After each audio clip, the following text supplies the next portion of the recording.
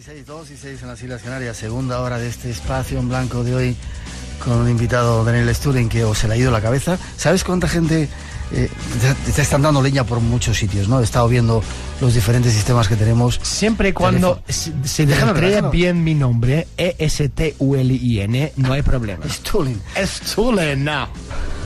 Pues, ¿cuánto era la cifra que decías de gente que tiene en las encuestas? ¿78%? No, 87. 87% te dicen que estás zumbado, que se te ha ido la cabeza, y el otro restante te está... No, pero ¿sabes lo que pasa? Que la gente que pensante, la gente que saben sumar 2 más 2, deberían darse cuenta de lo que estoy contando. Son cosas de una lógica aplastante. Igual que, fíjate, hace 7 años, cuando escribí sobre el Club Bilderberg, la gente decía, no, esto es tío... Hoy día, vamos, la gente dan por hecho, no, por supuesto, esto existe, no, claro, hombre, Club Bilderberg, aunque no saben pronunciarlo, dicen Bilderberg, lo que sea, pero es una realidad que es innegable, y esto también es una realidad innegable. Quizá por eso te estamos dejando hablar aquí. Muchísimas gracias, querido. 900-137-137 nuestro teléfono. Hay muchas más cosas que queremos contaros.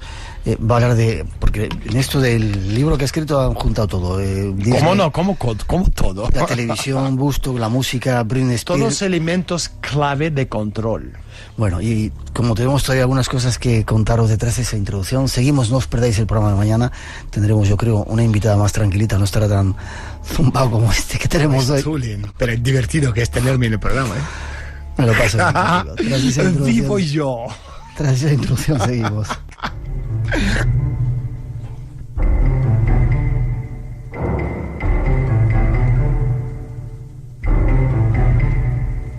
En la actualidad, el Instituto Tavistock maneja una red de fundaciones de $6 billones anuales en Estados Unidos, y todas ellas se fundaron con dinero de los contribuyentes.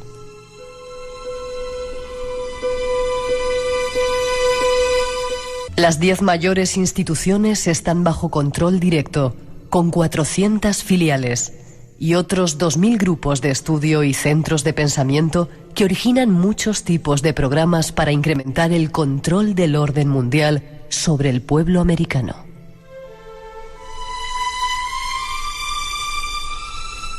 El Instituto Tavistock ha desarrollado tal poder en Estados Unidos que nadie llega a sobresalir en ningún campo sin haber sido formado en ciencia comportamental en Tavistock o en alguna de sus filiales.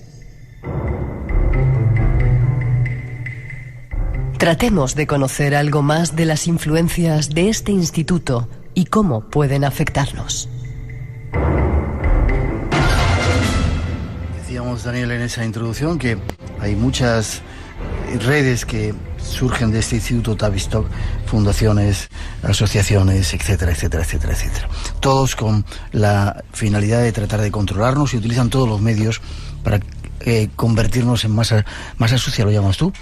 Bueno, lo llamo yo, y no, es que desafortunadamente yo no inventé esta frase, aunque es una frase muy bonita. Lo inventaron a gente como David Rockefeller y concretamente a David Rockefeller y Henry Kissinger. Ya, vale, pues para crearnos así. Me preguntan, entre las muchas preguntas que estamos teniendo, ramificaciones del Instituto Tavistock en España y qué influencia pueden tener sobre los españolitos de a pie. Bueno, yo creo que estamos viendo esto a nivel de tanto de lo que estamos viendo programas de televisión. Necesito te quería contar fíjate, el programa de televisión como Cuéntame qué pasó. Cuéntame, sí. ¿Sabes? Que es un programa... Tenía una pregunta preparada para ti. Sí, pero es un programa obviamente muy conocida y además... Una de las series más seguidas de esta casa, de la televisión española. Sí. Súper bien hecha, además, con actores increíbles. Sí, totalmente. Y además es uno de los directores, porque son varias. Es muy amigo mío, pero... ¿sabes? Es decir, cuéntame qué pasó como programa. En la jerga tavistockiana, que se llama goma de borrar. Es decir, tú tienes una visión retrospectiva controlada para hijos de baby boom, que ahora les gustaría creer que fueran como fueron los años 60 y 70, es decir, la realidad de aquella época. ¿sabes? La guerra psicológica, la guerra contra el ser humano, la droga, la contracultura, el control mental, todos esos experimentos que llevaban a cabo no existen en este programa. Estamos hablando de temas banales como chico ama chica, chico no ama chica, sale la mujer y compra una nevera muy cara y entonces viene el marido a casa y dice yo trabajo mucho. Entonces, es decir, todas estas cosas sacan a luz sentimientos y emociones banales e infantiles. El mensaje es, en estos tiempos difíciles que estamos viviendo, mejor que nos aferramos a los recuerdos y a los valores de nuestro pasado infantil, ¿no? Y en ese sentido, televisión forma parte, no juega parte de esta enorme goma de borrar, reescribiendo la historia de los acontecimientos de la misma forma que contracultura, y todo lo que significaba de verdad, reescribía la historia de los acontecimientos históricos volviendo hace 5.000 años atrás, utilizando experimentos de la CIA en los años 20 en Suiza, de la misma forma que la contracultura, sin darse cuenta, ha sido obviamente cooptada, creando este movimiento New Age que simplemente era una continuación de esta degeneración humana que nos bajaba aún más de nuestro pedestal como el epicentro del mundo. Entonces, en ese sentido, en España, pues eso es el ejemplo claro. Y obviamente otro es todo este movimiento de 15M, ¿no? Espera, te iba a preguntar a él. Te estoy dejando hablar porque aquí no estamos, yo no estoy para criticarte, sino te dejo que digas una serie de cosas, que sean nuestros oyentes los que saquen conclusiones si tienes si sirve o no de algo lo que cuentas. Movimiento 15M, ¿están también controlados por ese Instituto Tavistock o son la punta de gente más consciente que está cansada de un sistema? No, son gente obesa. Vamos hay que huir de tópicos. Es decir, no hay 4 viejos que manejan los hilos del poder. Aquí no hay un tipo que está ahí viendo una pantalla gigantesca el mundo, moviendo los hilos. Esto no existe. ¿Sabes? Es obvio que esto no existe.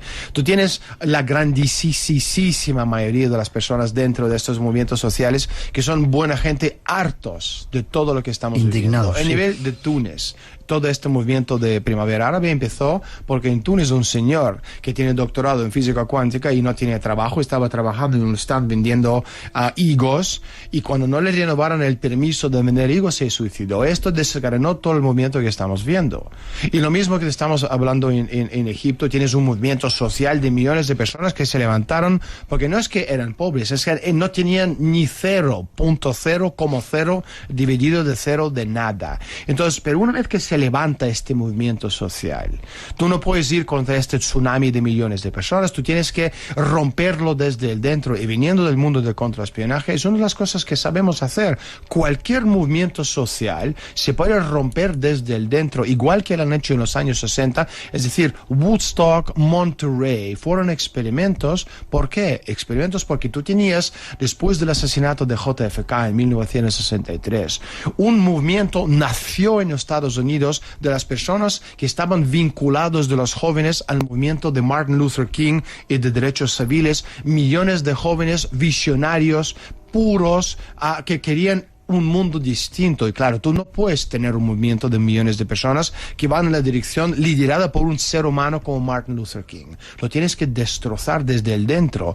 Y en este momento, ¿cómo se lo destrozaron? De varios niveles. Por un lado, crearon conciertos a larga escala, a grande escala, a aire libre, como Woodstock en Monterrey, desviando la atención y llevando a muchísimas de esta juventud por el camino equivocado. Por otro lado, también tienes este movimiento... ¿El camino equivocado era ir a la música o era drogas? Equivocado a nivel de ideología, obviamente. Por otro lado, tienes toda la ideología de contracultura en sí, todo lo que suponía, ¿no? También controlada por la CIA americana.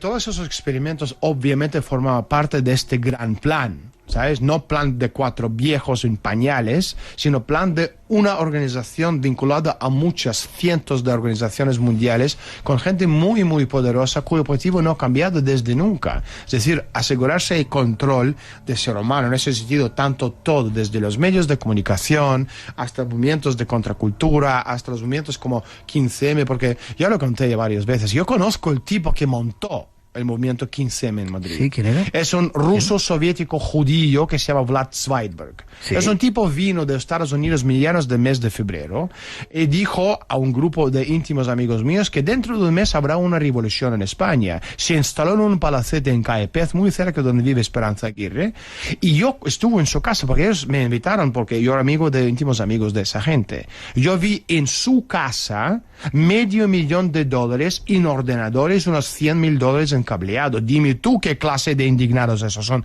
ese tipo de gente. Y este tipo trabaja para grandes empresas de Wall Street como JP Morgan Chase. Es un genio matemático, informático, es un hacker, creando sistemas para que esas empresas puedan ganar más dinero en la bolsa. Vive en un edificio construido por Frank Wright en el mejor barrio de Nueva York, 250 metros de un loft, pagando $37,000 de alquiler. Y esto va de indignado. Esto no quiere decir que la gente que le seguía del paso, ¿sabes? También formaba parte Pero, de... ¿vino a España y introdujo la idea de la indignación o...? No es que introdujo la chispa, idea de indignación, simplemente nutriéndose de todo lo que ya estamos viendo. Es decir, el concepto de estos indignados, del puño cerrado, viene de Yugoslavia, de un grupo que se llama Atpor. Y después de este Atpor, cuando le desmontaron todo de Milosevic, ¿sabes? Crearon otra organización que se llamaba Canvas, C-A-N-V-A-S. Y esta organización, que es un brazo de consultoría de Atpor, empezaron de consultar, entre comillas, a todas esas ex repúblicas soviéticas, intentando desmontar, despiadar el país en pedazos cada vez más pequeños. Y eso mismo, Atpor y Canvas, son los mismos que están por detrás de los movimientos estos indignados en los países árabes, a nivel europeo, en Estados Unidos, de Occupy Wall Street, pero como cada país tiene su filosofía, su forma de llevar a cabo las cosas, su identidad propia, no es lo mismo hacer un anuncio de Coca-Cola en Gran Bretaña que hacer un anuncio de Coca-Cola en Bahrein. ¿Sabes? Las técnicas cambian, pero la filosofía y la visión de promover una iniciativa no cambia. En ese sentido, lo que tú estás viendo es muy importante de entender. No hay 4 viejos que manejan la economía del mundo, ¿sabes? Pero el concepto de control, el concepto de hacer desplomar la economía mundial sirve sus intereses. A nivel de control, de psicología, fisiología, todo esto está por delante, está llevándose Tavistock a través de todos esos centros, ¿sabes? De las ONGs, organizaciones no gubernamentales, que están a nivel ya mundial, esta telaraña de intereses, sobre todo, obviamente, desde su epicentro en Inglaterra, pero obviamente muy vinculadas a todo lo que estamos viendo en Estados Unidos también.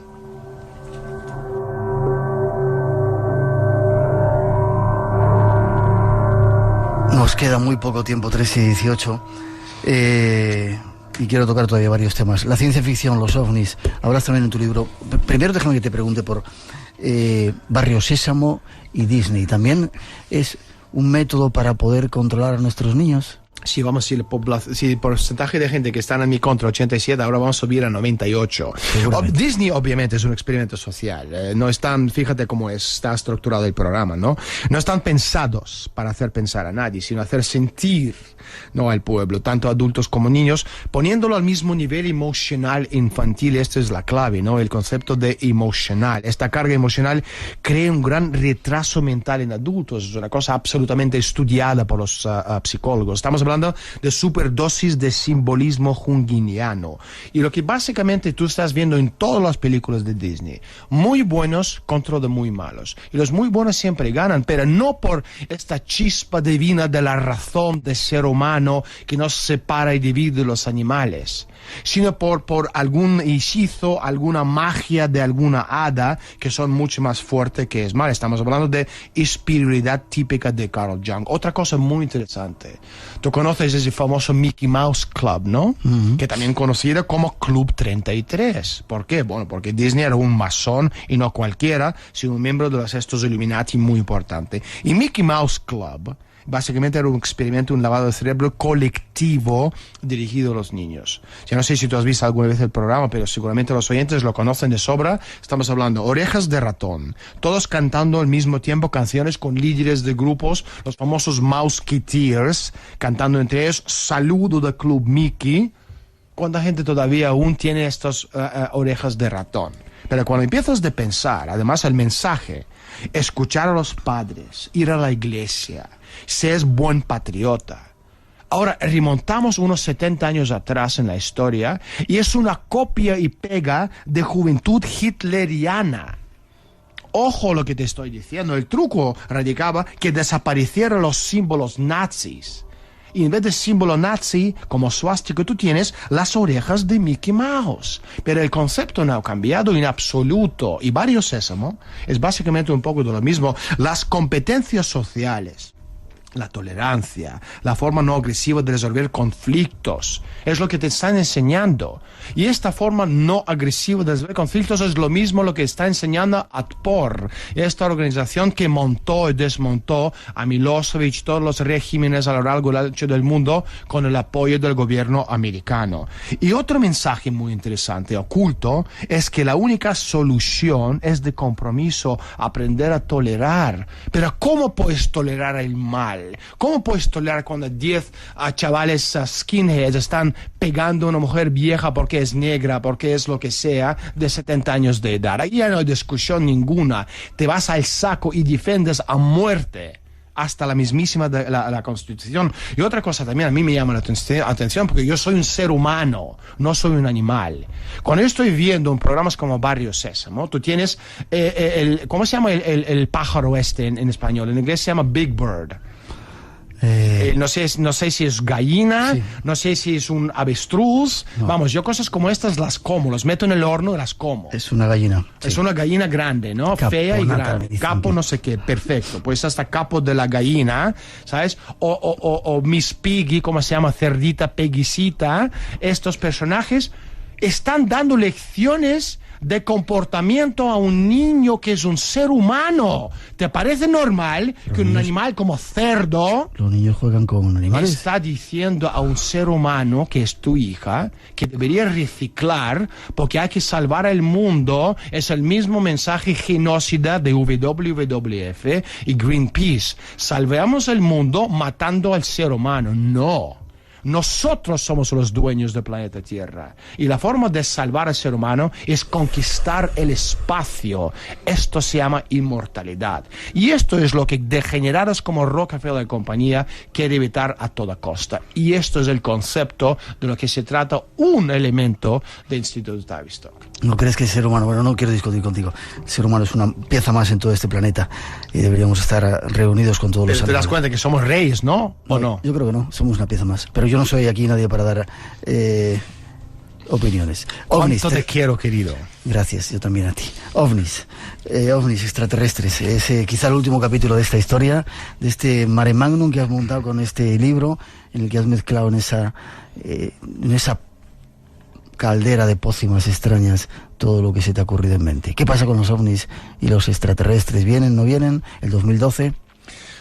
Bueno, si tú me pagas, yo firmo cualquier documento diciendo que creo de forma ciega. No, yo quiero que me cuentes lo que tú piensas. Lo que tú quieras. No, obviamente. Vamos a ver, el concepto de los ovnis, el concepto de sobre todo del género de ciencia ficción, ¿no? Es una cosa inventada otra vez en laboratorio. Porque es decir, eso es de estudios de conspiranoico. No, para nada. ¿Sabes? El primer escritor, podemos hablar de Frankenstein, de Mary Shelley, pero el primer, escritor que de verdad se puso a escribir novelas de ciencia ficción era H.G. Wells, ¿sabes? Y una de sus obras más famosas, no aparte del Hombre Invisible, es La Guerra de los Mundos.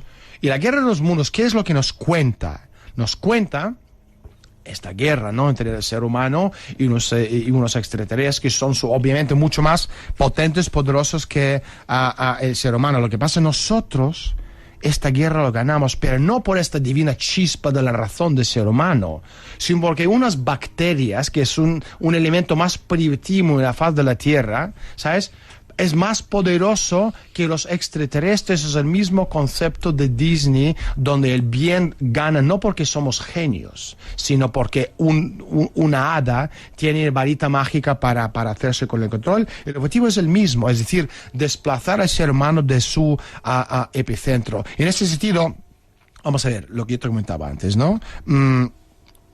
el concepto, ¿no?, de los ovnis. O sea, ovnis, yo no sé si tú crees, seguramente que crees en ovnis y yo no, me parece como fantástico. objetos volantes no identificados, sí, hay muchos. Sí, vamos, seguramente que sí, ¿sabes? Vamos, si tú lees a JJ Benítez, habla de ¿cómo se llama?, viajar en el tiempo hasta conocido a Jesucristo, me parece, ¿no? Lo que pasa es que no tengo su firma, me encantaría la firma de Jesucristo. Bueno, esto ya es otra cosa, otro tema de discusión. Y entonces, nada, pero el concepto de los ovnis, ¿no?, es obviamente el concepto de desplazar al ser humano. Nosotros somos nadie. Hay unos extraterrestres con 4 cabezas que son mucho más poderosos que nosotros y nos pueden hacer añicos a nosotros porque son mucho más y nosotros somos nadie. No, somos el epicentro del mundo y nuestro objetivo en la vida es ser inmortal. Y ser inmortal no es cruzarse 30.000 veces al día, al morir tu alma va al cielo. A lo mejor que sí, pero yo no creo en eso. El concepto de inmortalidad es el objetivo de asegurarse la supervivencia de la especie.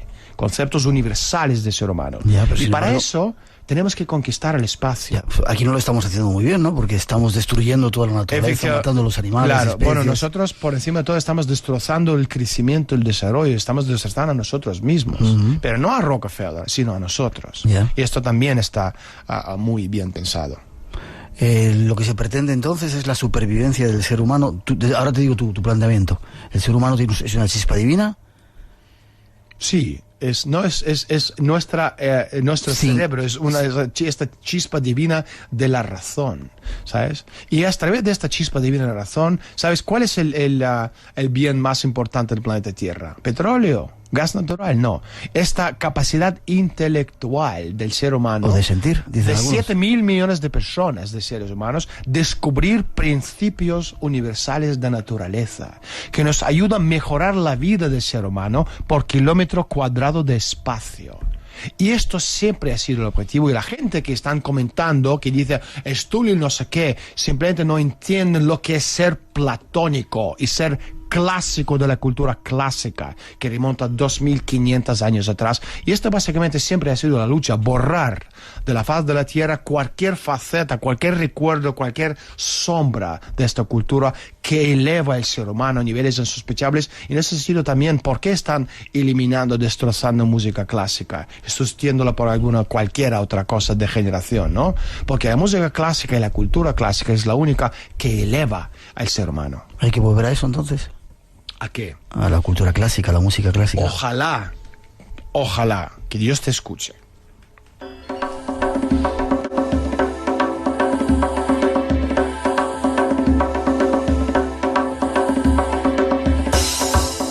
Ahora dentro de un rato haremos una encuesta a ver cómo te has quedado, si 87, 92.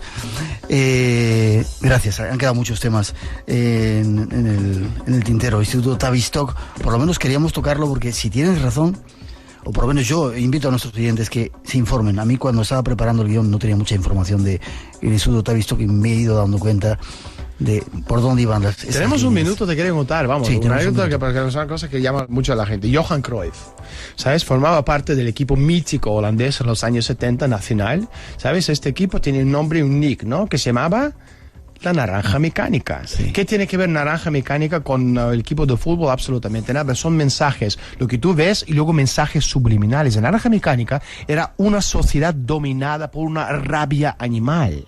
Si te acuerdas, ¿no? Novela de Anthony Burgess. Estamos hablando de reacción social organizada a la disociación.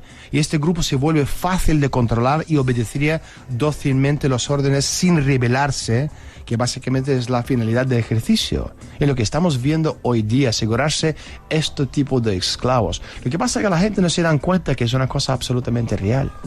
Ya, por si acaso todo eso que cuentas en el libro y todas las cantidad de improperios e ideas que has vertido aquí, Políticamente correctos. políticamente incorrectas que has vertido en el programa, ¿sirven de algo? ¿Sirven para hacer pensar? Ahí las hemos dejado.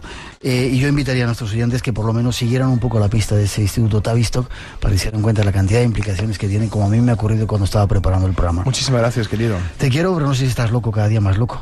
Te quiero muchísimo. Yo también a ti, y ya te digo, no sé si cada día estás más loco, pero me encanta estar Seguro. contigo. Forma de ponerse en contacto contigo para que te den leña, caña, te pregunten, te digan cosas. ¿Página web? Sí, danielstulin.com, mi Facebook obviamente está ahí para todos, y si no, pues a nivel personal, en un cuadricular cualquiera, cara a cara, tú y yo los dos.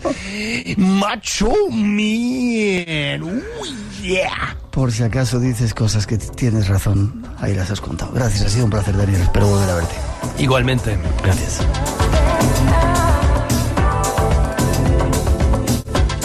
3:30, 2:30 en las Islas Canarias. Cambiamos enseguida de escenario. Se va este personaje, se va a quedar aquí si quiere un ratito con nosotros, y estos invitados que tenemos que están estudiando también esta profesión nuestra, a la que no tenemos por encima gordos cebosos que obedecer, que te quede claro eso, Daniel. Aquí en esta casa no nos dicen lo que tenemos que hacer. Afortunadamente tenemos absoluta libertad todos los periodistas que trabajamos, y yo soy uno de ellos. Está Juan Ignacio Cuesta por ahí preparado para llevarnos de viaje, y otras muchas más cosas. Pero antes, hoy, como decíamos, os hemos entregado esos 30.000 euros producto de esa recaudación que conseguimos con ese congreso que se realizó en Albacete, y queremos daros un poco de información. No os vayáis, 900 137 137, todavía queda tiempo para divertirnos en este espacio en blanco de hoy. Bueno, pues estamos en la sede de Mensajeros de la Paz con dos de los protagonistas de este Congreso de Vida Después de la Vida, que ha conseguido recaudar 30.000 euros que esta tarde se han repartido. Rafa, enhorabuena. No, enhorabuena a vosotros. Yo estaba comentando hace unos minutos, Fay, ¿tú te acuerdas cómo empezaste tú a meterte en este tema del Congreso? Porque yo no te invité, pero estaba yo pensando, después de decirlo, digo, yo creo que fue cuando vino el Jones Purúa, que es amigo común nuestro, y te enteraste que participaba en la primera edición del Congreso en el año 2001, y a partir de ahí te enganché y dije, este hombre no se me escapa a mí, porque bueno, es que conseguiste que se llenara en la primera edición, y desde entonces pues yo creo que año tras año hemos conseguido congregar un montón de gente de toda España y conseguir esas ayudas para el tercer mundo. A mí no me eches la culpa. Primero, yo me meto en muchos líos, pero a mí no me eches la culpa, que la culpa es tuya, de Miguel Cerdá, de la Asociación Rosa de los Vientos. ¿Vais a seguir haciendo cosas, Miguel? Enhorabuena también por el trabajo. Muchas gracias. Vamos a seguir colaborando con Rafa, que es el verdadero artífice de todo esto. Nosotros somos meros colaboradores y lo apoyamos en lo que haga falta. Rafa, una cosa que importa mucho es dejar claro a las personas que estuvieron y a nuestros oyentes que todo el dinero que se recaudó, excepto los gastos, evidentemente ha ido a parar a estas ONGs. Me gustaría que fueras tú quien se lo dijeras y qué cantidad se ha entregado. Bien, yo lo estaba comentando también antes, y es que hice una estimación así por encima. Yo pensaba que iban a ser del todo el montante de la inscripción, que son 40 euros, pensaba que el 25% iba a ser destinado para cubrir los gastos y el otro 75% para las ONGs, y así ha sido exactamente. Han sido 10.000 euros para pagar los gastos y 30.000 euros para las ONGs. Ha sobrado 140 y algo euros, que los tenemos ahí para si hay algún gasto de última hora, pero vamos, las cifras se han cuadrado hasta el último céntimo a última hora. ¿Qué bien? ¿Y han sido para? Bien, pues este año ha sido para dos ONGs, Mensajeros de la Paz y Médicos Sin Fronteras. Lo dejamos hasta última hora porque no sabíamos bien a dónde lo íbamos a destinar, y cuando vimos el problema tan grave que está sufriendo la zona de Somalia y el Cuerno de África, pues no tuvimos ningún tipo de duda de que este año tenía que ser para los niños de Somalia. 30.000 euros que se han repartido para esa gente que está sufriendo. Yo creo que ya tienes una parcelita en el cielo. No. ¿No la tienes? ¿Por qué no crees en el cielo? Porque... La tiene, que me lo han dicho. No, Te lo han dicho a ti, Miguel, ¿verdad? Sí. Me queda mucho por hacer, Miguel. No nos podemos conformar, ni muchísimo menos. Y yo quiero aprovechar, ya que me brindan los micrófonos de Radio Nacional de España, para agradecer a todos los participantes al Congreso, y por favor, no esperar a otro año para ayudar al tercer mundo. Si tenéis la oportunidad de hacerlo de aquí hasta el mes de octubre, como sea, apadrinando niños, donando dinero para causas que sean de necesidad. Por favor, no quedaros quietos, que hace mucha falta el dinero para estos lugares del mundo que lo están pasando fatal. No nos podemos quejar nosotros de la crisis, porque nosotros podremos vivir mejor o peor, pero tenemos para comer. Esta gente se muere de hambre y de sed. Gracias, Miguel Cerdá, de las... ¿Cerdán? Cerdá, de la Asociación Rosa de los Vientos. Espero que sigáis organizando, y sobre todo a ti, Rafa, por tu ejemplo, por tu presencia siempre. Ojalá podamos seguir haciendo muchas más cosas. Empiezas a organizar el año que viene, y yo voy detrás de ti si quieres, ¿vale? Ya estoy en ello. Muchas gracias, Miguel. Gracias.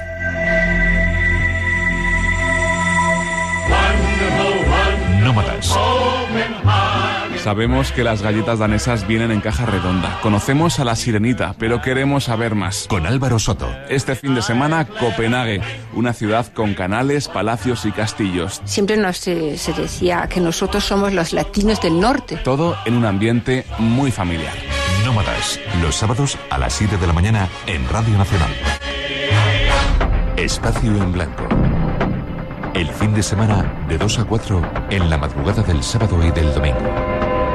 Tu cita con el misterio. Conecta con nosotros. En Radio Nacional, con Miguel Blanco.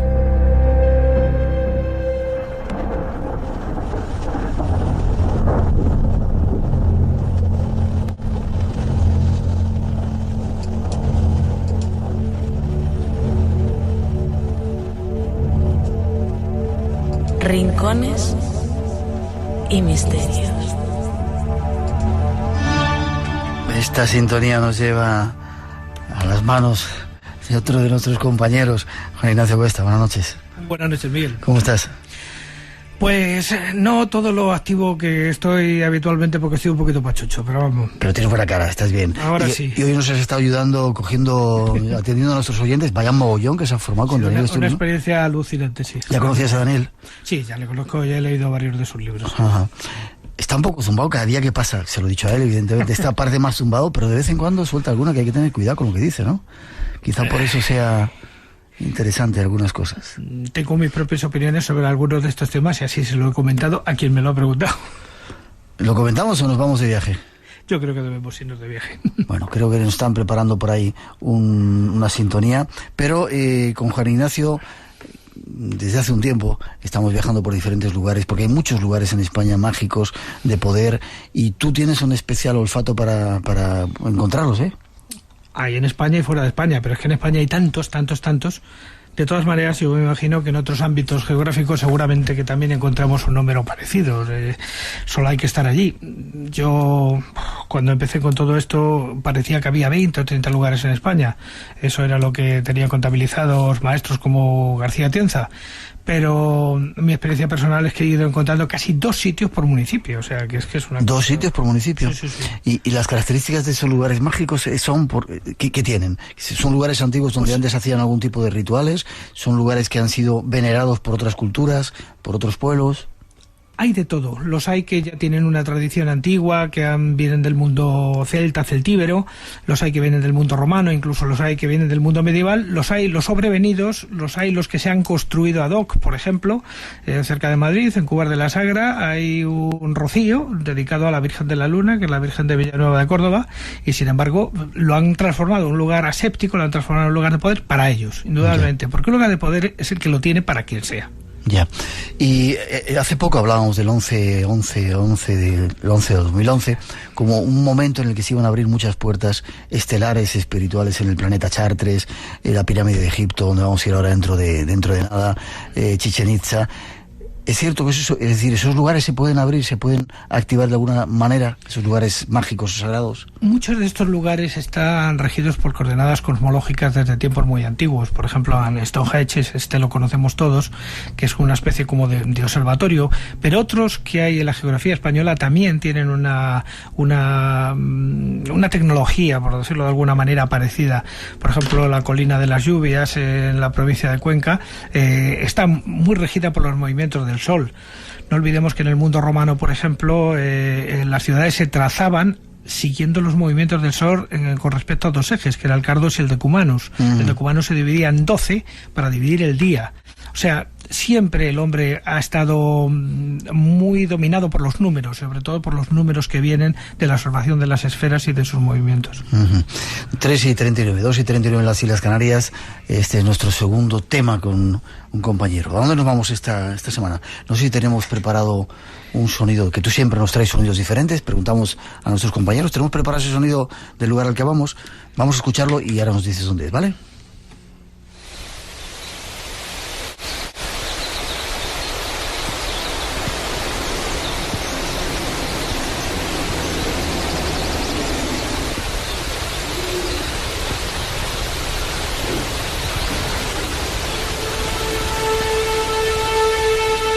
Pajaritos, un río, ¿dónde vamos? Pajaritos, un río, una cascada y un sintetizador. El sintetizador lo pones tú, supongo. Sí, esto se grabó en directo en el lugar. ¿Y dónde es? Es uno de los lugares más fascinantes de toda la geografía ibérica y posiblemente de toda Europa. Vamos a ir a la cascada donde nace un río muy humilde, el río Asón, en Cantabria. En Cantabria. Efectivamente. Lo conozco. En la zona de Soba. Lo conozco. Un sitio, yo no lo conocía, me llevaron no hace mucho tiempo y de repente iba por la carretera y aparece esa cascada que cae ahí, que es una cola de caballo bastante grande. Increíble ese sitio, ¿no? Sí, es un sitio absolutamente extraordinario, porque además es que esa cola de caballo que está rodeada de multitud de leyendas, de las cuales ahora vamos a hablar de alguna de ellas, tiene una serie de efectos visuales que son absolutamente fascinantes para cualquiera que vaya por allí y se coloque debajo de ese torrente de energía que está con la que el agua golpea las piedras. Espera, ¿el agua está siempre? Me dijeron que no siempre cae el agua. Prácticamente todo el año. Lo que pasa es que hay épocas en las que tiene muchísimo más agua y otras en las que tiene bastante menos. Pero en el momento que yo llegué había el agua suficiente como para que esa cortina dada por el sol se transformara en un inmenso arco iris.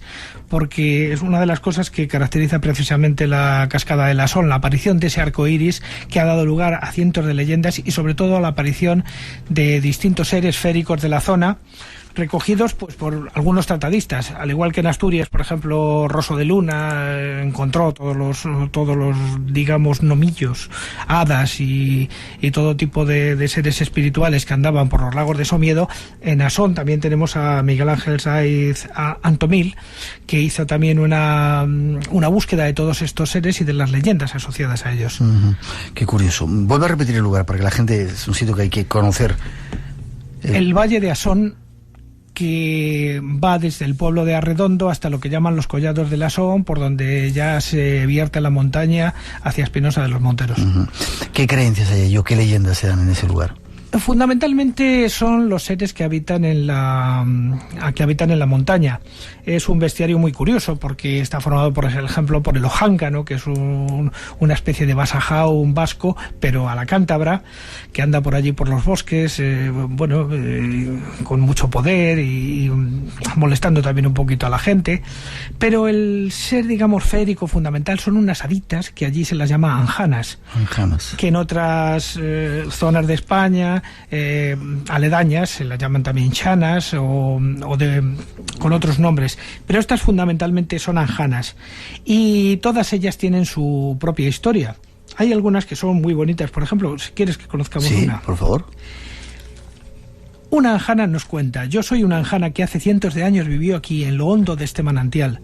Un día al año podía hacerme visible a los hombres y atraer seducido por el encanto que ha experimentado al que yo deseaba.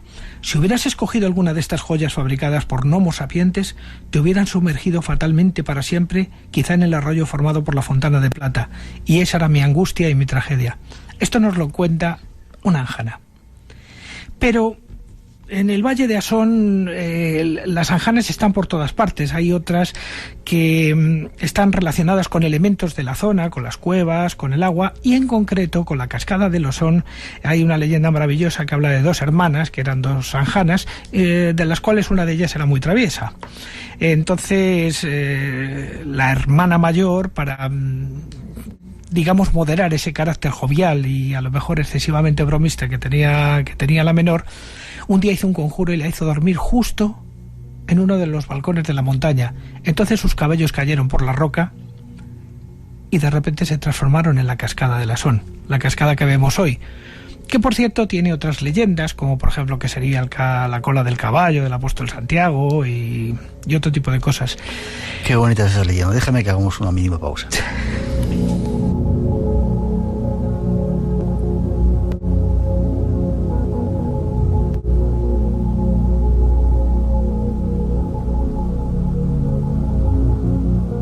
Seguimos. No te quería cortar antes. ¿Es un lugar solamente físico o hay también alguna construcción humana donde haya habido antes algún tipo de templo? Yo no he detectado ningún lugar en la zona donde pueda haber habido un templo o un santuario equiparable, por ejemplo, a los que encontramos en la zona de Castilla. Pero seguramente que sí que lo ha habido. Pero sobre todo en el interior de las cuevas. No olvidemos que muy cerquita vamos a tener cuevas que tienen una fuerte implantación de ritos mágicos en tiempos anteriores. Por ejemplo, ahí tenemos Cobalanas, el castillo, que andan muy cerca. Entonces, indudablemente las tradiciones asociadas a las formas de pensamiento mágico en esta región son importantes. Es más, esta región está absolutamente horadada porque tiene una cara externa, que es la cara de las montañas, el verde insultante que hay en esos lugares, salpicado además con todas las nieblas grisáceas que caen de las rocas, como la Peña de la Valle y otras montañas de la zona. No solamente eso, sino que además todo está hueco. Todas esas montañas tienen unos sistemas interiores de grutas que son absolutamente impresionantes. Por ejemplo, el sistema Tibia-Cueva Fresca son 27 kilómetros, Cueto-Coventosa 32 kilómetros, Mortero de Astrana 35 kilómetros. Algunas de esas cuevas, tú eres espeleólogo, ¿has hecho alguna de esas cuevas? Sí, claro, he hecho bastante de esas cuevas. Es más, esta noche mis compañeros están allí para entrar mañana a la Cueva de Coventosa, de la que vamos a hablar un momento, porque quizá un lugar que justifica un poquito todas estas leyendas es precisamente el interior de la Cueva de Coventosa. Y aunque cuando se crearon estas leyendas nadie podía saber exactamente que existían estos personajes, realmente están allí. Hay un sitio en la Cueva de Coventosa, un poquito a la entrada, bajando una pequeña sima de 15 metros, entrando a la izquierda, la que llaman la Sala de los Fantasmas o la Sala de los Duendes. Es una especie de palacio alucinado de estalactitas y estalagmitas, donde aparecen algunas con forma de duendes que llevan su capazo a la espalda. ¿Sí? Y además incluso de la propia textura de la roca se ven como caras espectrales que salen, y por eso ha recibido el nombre esa sala así. Es uno de los lugares más visitados de la Cueva de Coventosa. ¿Puede entrar cualquier persona? ¿No hace falta equipo especial? Hace falta equipo especial. Lo que pasa es que actualmente existen por la zona algunos grupos que son capaces de organizar una excursión allí dentro, digamos, dando una iniciación rápida a la gente que quiera visitarla y que lógicamente se encuentre físicamente en condiciones de ponerse un arnés y utilizar un descendedor y luego de ser subido con una polea. Pero hay que llevar el casco, hay que llevar luz, lógicamente, porque son complejos interiores que están en una oscuridad absoluta y además son bastante inhóspitos. No olvidemos que solamente el ser humano ha podido entrar en estos espacios mágicos desde hace aproximadamente 150 años, no más. Jamás había entrado nadie por allí. No, los primitivos no iban a esos lugares. No, se quedaban nada más que en la entrada, que era donde hacían sus dibujos. La parte seca, digamos, la parte... Efectivamente, y ahí tenían sus santuarios. Pero realmente al interior no podían acceder porque además las simas son tremendas. No olvidemos, por ejemplo, que la sima Cueto, que baja de la Peña de la Valle hacia el sistema de Coventosa, tiene 302 metros en vertical. ¿De caída? Sí, en vertical. O sea, un tubo de 302 metros. Con un pequeño pendulillo que le llamamos nosotros y tal, pero son 302 metros de caída. Pero son monumentales, o sea, la gente piensa que las cuevas es una cosa angosta, como para gusanos. No es así. En Cantabria todo es monumental. La sala Oliver Guillón, por ejemplo, de la Cueva de Cañuela, es tremenda, es brutal. O la sala Rabelais de Cueva Fresca tiene 100 y pico metros. Es una cosa absolutamente espectacular. Volvamos, si te parece, al río Ansón. ¿Recomiendas ir a verlo? Hay todas esas anjanas que te rodean por ahí. ¿Has llegado alguna vez a ver algún tipo de estos seres? En esos bosques se puede llegar a ver de todo, porque ya digo que tienen una penumbra, una humedad y una brillantez absolutamente exultante por debajo de las hayas y por debajo de todos aquellos lugares. O sea que no es extraño que en estos lugares hayan aparecido este tipo de leyendas, porque siempre se aprecia como unas presencias fugaces, sea por las nieblas o sea por lo que sea, que han debido excitar la imaginación de la gente durante mucho tiempo. Pero yo personalmente quiero ser niño y pensar que sí, efectivamente, algunos seres esféricos andan por la zona, por muy elementales que sean. Siguen existiendo, ¿verdad? El laberinto invisible, ¿qué sería? ¿Las cuevas esas? Efectivamente, todo el complejo de cuevas, que ya digo que es un mundo. Hay sistemas como, por ejemplo, el de la Gándara, que tiene 100 y pico kilómetros. O sea, es que estamos hablando de un mundo subterráneo tremendo, o sea, para guardar a media humanidad ahí dentro en el caso de un bombardeo, por ejemplo. O sea, ese interior de la Tierra es absolutamente fascinante, pero además es inmenso. Ya, nos preguntan que cómo uno puede diferenciar un lugar de estos de poder. ¿Qué siente cuando uno está ahí en ese sitio? Eso es vamos a ver, los lugares de poder que funcionan objetivamente son fácilmente detectables por la gente que tiene una cierta sensibilidad. Todo el mundo se da cuenta, aunque algunos puedan equivocar sus sensaciones, por ejemplo, pues simplemente porque el sitio es muy bonito o por cualquier otro tipo de circunstancia externa. Pero para quienes los lugares de poder funcionan en sentido subjetivo, es cada uno en relación a su propio sitio. A lo mejor es un sitio donde lo llevó su abuelo hace muchísimos años, o es un sitio que le recuerda algo, pero algo despierta, algún neurotransmisor despierta dentro del cerebro que hace que se transforme algo dentro de nosotros y se alcance un estado de modificación emocional o de conciencia. ¿Y se han activado en estos días? Quizá por todo este proceso que te decía que estábamos viendo el 2011, el 11 del 11 de 2011. Yo creo que en este momento sí que están muy activos prácticamente todos los lugares donde uno puede encontrarse consigo mismo. Sí, parece como si hubiera mucha vida exultante o mucha energía latente en todos los lugares estos. Hay un lugar que a mí me encanta, la iglesia templaria de Segovia.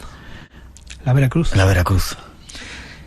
Creemos que es templaria, pero bueno, la documentación... El sitio es un sitio increíble. Recomendamos ese lugar, ¿no? Dices que hay incluso los más bonitos de Europa. El Valle de Asón es absolutamente maravilloso, o sea, todo el que haya estado por allí lo ha visto y el que vaya desde luego lo va a comprobar. Teníamos ¿Hoy no vas a tocarnos música? Sí, efectivamente, hoy traigo además algo muy especial. ¿Sí? Sí, porque como tenía ganas de hacer mi pequeño homenaje personal a la Cueva de Coventosa, me he escrito yo mi propia canción, pero utilizando palabras de las que se usan en la zona, en el Valle del Soba. ¿Sí? O sea, palabras no habituales. ¿Y le tienes la guitarra preparada? Aquí está. Ignacio Cuesta es un pequeño artista como los del siglo Miguel Ángel y compañía, multidisciplinar. Haces un montón de cosas, pintas, editas libros, hago cualquier cosa que me permita aprovecharme de mi condición de ser vivo. Vale, pues en tus manos te dejamos. Urrina sorora que salta, que rompe el alpiar, que despereza los praus, que humedece las majas, tejas de hierro y sangre arcillosa cubriendo la socarreña y el calor de la magosta. Entrémonos en la garma que nos espera el soplau, a subio de las anjanas donde ellas tienen su lar.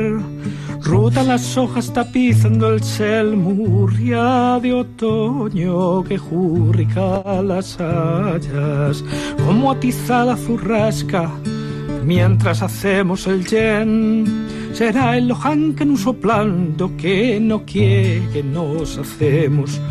Los fantasmas nos esperan en la cima miedosa, los fantasmas que guardan los tesoros de Coventosa.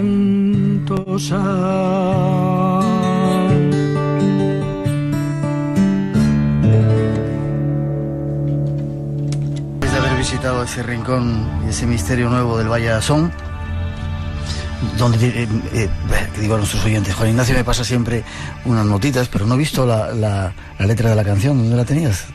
Está en la última hoja de... ¿Sí? Está en la última hoja, no sé si te la habrás impreso completo. Igual no lo impreso todo, pero sonaba como palabras cántabras. Yo tengo familia cántabra, voy mucho por allí y sonaba muy cántabro. ¿Dónde nos vas a llevar la próxima vez? Pues creo que la próxima vez nos vamos a ir un poquito hacia el sur. Creo que debemos irnos hacia Andalucía y nos vamos a ir nada más ni nada menos que al Santo Reino, al corazón donde nacen el Segura, el Guadalimar y el Guadalquivir. ¿Y dónde está eso?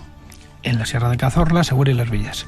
Vale, yo espero que algún día podamos viajar contigo para no solamente oír hablar de estos sitios, sino conocerlos. ¿Forma de ponerse en contacto contigo? Pues mi página web, frayjuanignacio.es, con sus W, frayjuanignacio, todo junto, .es. Y ahí tienes información de muchas de tus actividades. Sí, además si consigo reformar la página, que está en proceso de reforma, sí, la hago yo, va a haber muchísimas más cosas de las que ha habido hasta ahora. Gracias por estar con nosotros esta temporada, por todo lo que nos enseñas, por los lugares a los que nos llevas, y ponte bueno, ¿vale? De acuerdo, pues muchas gracias. A ti un placer.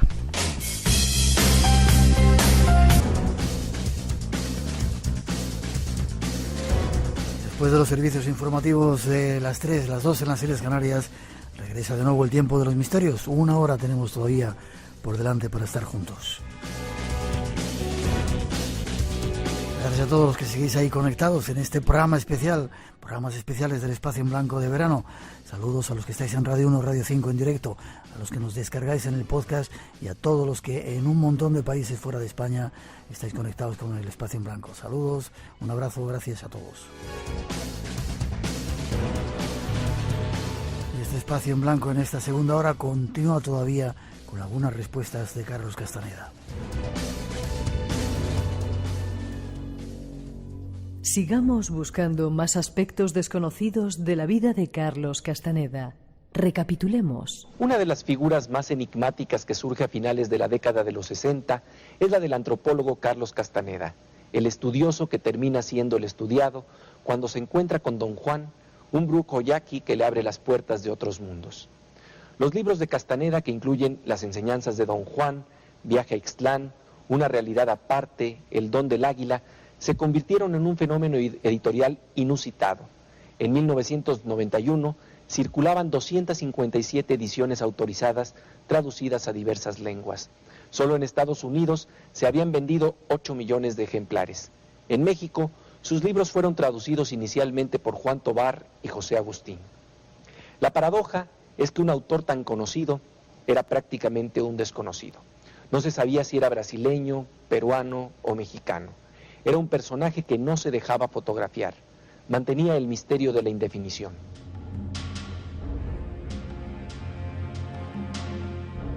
Castaneda parece que quiso ocultar los rastros de su vida.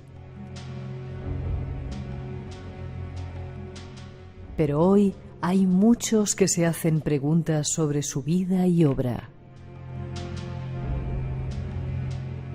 Hasta el punto que le tachan de fraude. Descubramos algo más de todo ello y de su relación con la CIA o con el mismísimo Uri Geller. Seguimos, segunda parte de la vida secreta de Carlos Castaneda, antropólogo, brujo, espía o profeta, como el Carvallal. Compañero medio loco y bueno, se nos han quedado montones de cosas. Hay un capítulo en tu libro que hablas de el profeta Castaneda de la CIA. Has contado unos cuantos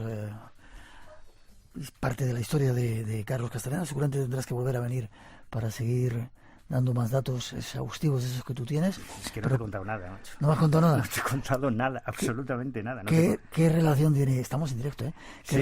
¿Qué relación tiene Carlos Castaneda con la CIA? ¿Qué pasa ahí? Pues y tratamos de sacar conclusiones. A ver, cuando tú comienzas una investigación de cero, como fue mi caso, te vas encontrando pistas. Y la investigación se va ramificando, se va abriendo como una autopista hasta un momento que es desesperante, que es agotador. Yo ya entiendo por qué no existe ninguna biografía de Castaneda, por qué nadie hizo esta investigación, porque era imposible, no se podía hacer, era realmente imposible. Es cierto que algunas de esas investigaciones a mí me han permitido encontrar pistas colaterales y conocer a personajes increíbles como Andrija Pujarich, que es otro personaje, Jacobo Grinberg, otro personaje fundamental, hace tiempo, sí. Pues clave en la historia de Castaneda, sí. Grinberg. Y en un momento determinado varios personajes como Byron de Ford, como Armando Vélez, mencionaban un periplo de Castaneda en el ejército americano. Era un rumor.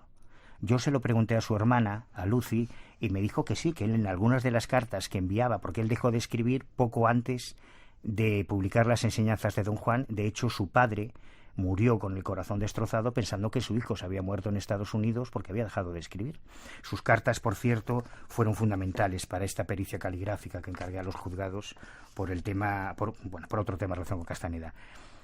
Entonces yo quería averiguar si realmente Castaneda había tenido alguna relación con el ejército, porque tanto Amy Wallace, que es un personaje también clave en esta historia, como Margaret Runyan, su segunda esposa, en sus respectivas memorias mencionan que Castaneda, al final de sus días, cuando ya estaba muy malito, en abril y en los meses previos del 98, comenzó a dictar a una de sus brujas unas memorias de su pasado como agente de la CIA, como sicario de la CIA. Es lo que él contaba.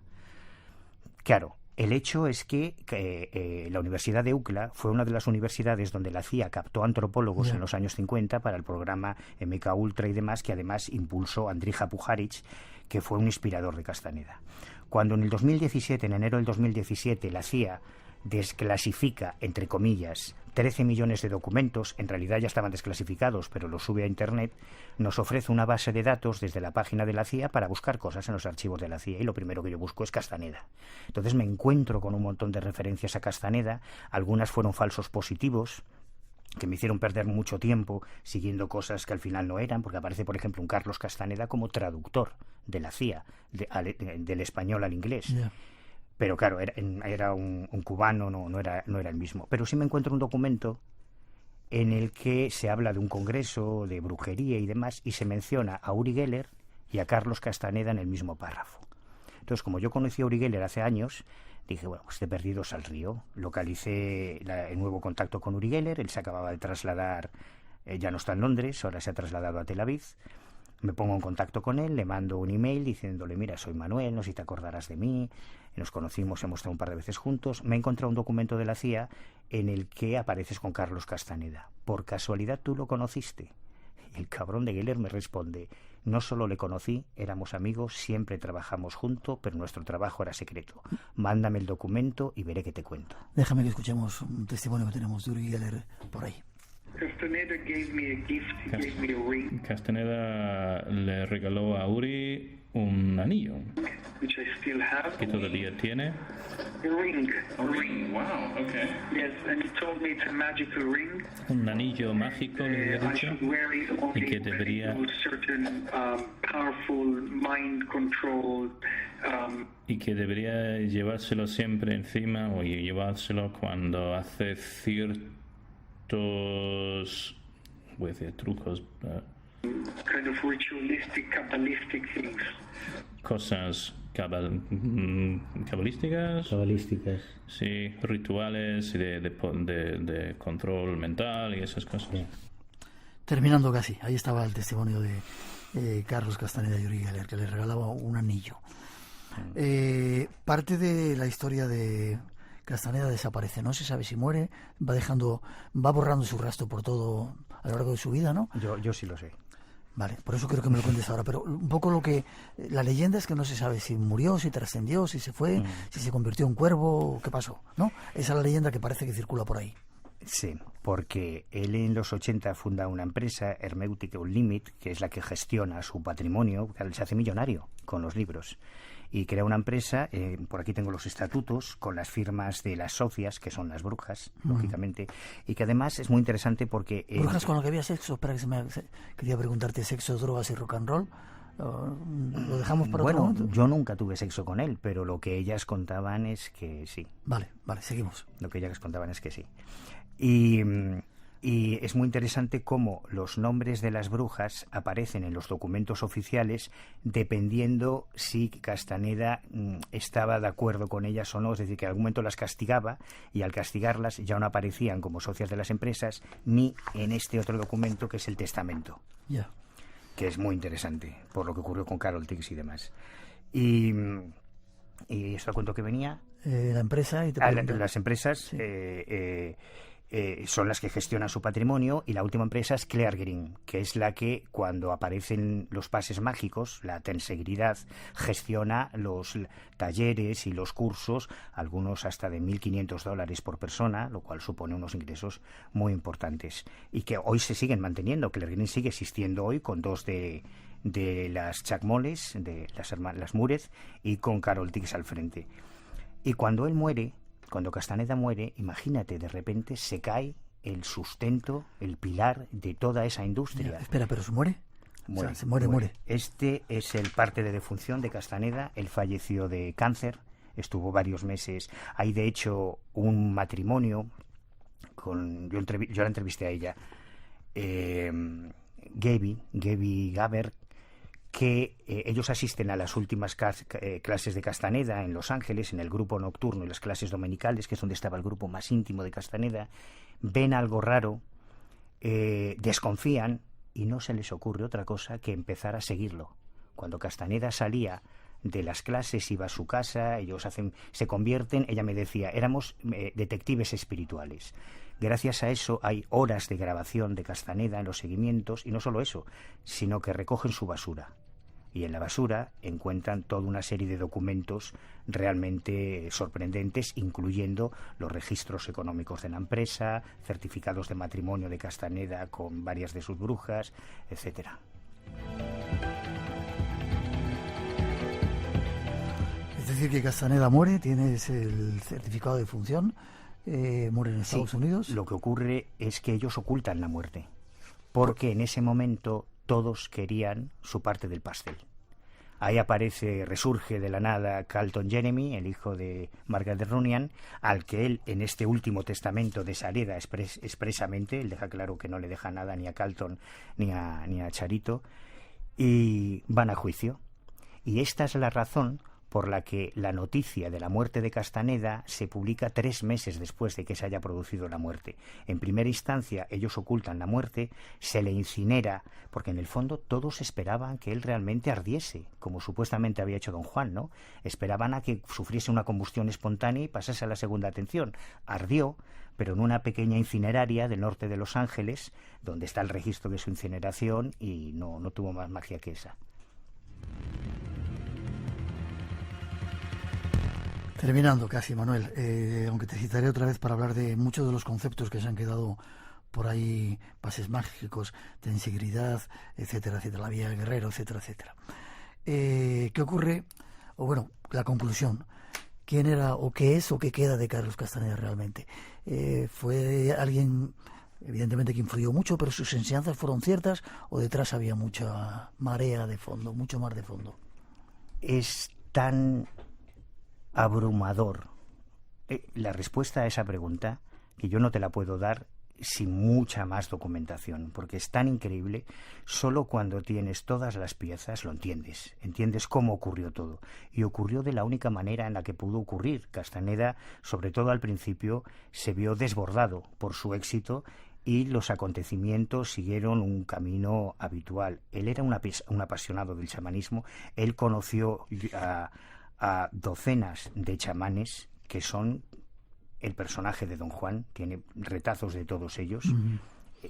Yo te podría decir quién dijo prácticamente cada cosa de las enseñanzas de don Juan, te podría decir casi cuál fue de ellos, porque cuando él habla de que don Juan era un yaqui, los yaquis, por ejemplo, no utilizan el peyote lo utilizan los mazatecas, por ejemplo, y él estuvo con 2 mazatecas en momentos determinados. Es decir, que utilizó diferentes personajes, diferentes personas para crear el personaje de don Juan. Claro, tú piensas que él solo hizo un trabajo de clase, lo único que quería es que le diesen una buena nota en la universidad. Cuando aquello se convierte en un libro y ese libro le desborda, no podía volver atrás, y la esencia de su éxito era el maestro, ese personaje fantástico que es don Juan. Así que simplemente lo único que hacía era traducir a esa clave de don Juan. Por eso cuando Jacobo Grinberg, mira, yo investigué mucho la historia de Grinberg y localicé tremendo personaje también, que quizá tengamos que dedicarle un programa. Deberíamos. Estuvo varias veces. Deberíamos. Sabes que él desapareció y no ha vuelto a dejar rastro. Lo sé. Y él desapareció exactamente 30 días después de que yo conociese a Castaneda. Sí. 30 días, un mes exactamente después, en diciembre del 94. Bueno, pues Grinberg era un tío tremendamente querido por los chamanes de México. Sí. Fue el único científico, Pachita. el único. Bueno, Pachita, María Sabina, don Rodolfo, don Luciano, todos. Él peinó todo México, fue el único, repito, que consiguió convencer a los chamanes y a los brujos para que dejasen su hábitat natural y se fueran a su laboratorio, la UNAM, para hacer los experimentos con ellos en el laboratorio, que es una pasada, es interesantísimo. Y ni siquiera él localizó ni a don Juan ni a ninguno de los miembros de su linaje, porque no existían como tales, ¿no? Eran otra cosa. Nuestro error fue siempre buscar a un brujo en el que creíamos que se identificaría como don Juan, pero don Juan es como Aníbal Lecter, es un personaje de ficción basado en varios personajes reales. Ya. Déjame que escuchemos una película para terminar. Una vez salí con una chica, no paraba de insistir en que leyera a Carlos Castaneda. ¿Has leído alguna vez ese rollo? Claro que sí. Era una relación condenada al fracaso. Cada vez que ella sacaba el tema karma y de una vida anterior me daba la risa y no podía parar. Y sin embargo, no sé por qué, al abrir la puerta he sabido.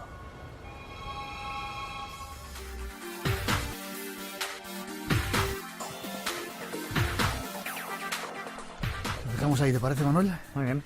Solo decirte que esto es un corte del Atlas de las Nubes, de los Wachowski. Sí. Los Wachowski eran también unos fanáticos de Castaneda. Y todo Matrix, toda la saga Matrix, está llena de guiños a Castaneda. Por eso te iba a decir, nos quedamos con la lección, como pasa con Lobsang Rampa, que sabemos que ya no era un monje, pero sin embargo enseñaba a mucha gente un montón de cosas de Carlos Castaneda, y dejamos ahí esos otros aspectos. Digo yo. Yo creo que, es que ya sabes lo que pienso, yo quiero conocer la verdad. Aunque duela, aunque escueza. No quiero artificios, no quiero metáforas, no quiero alegorías, yo quiero los hechos, quiero saber la verdad. Y cuando tienes todas las herramientas, todos los elementos, entonces puedes decidir. Antes no.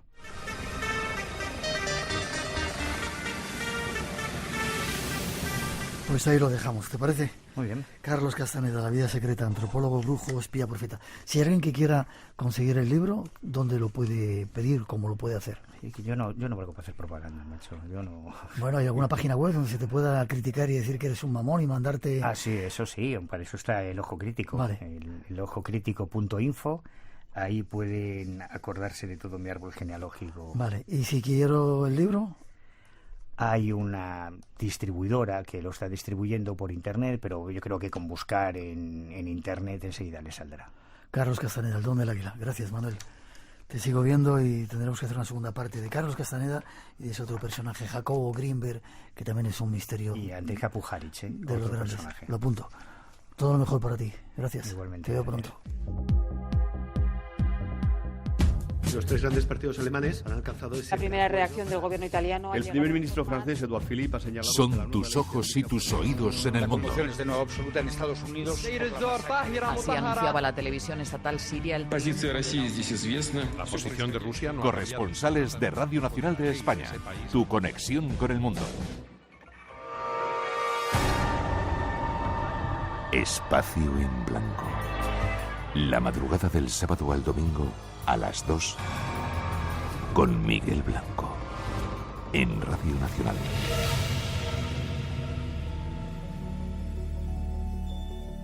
Y después de esas cuantas sorpresas que hemos descubierto con Carlos Castaneda, continúa el viaje.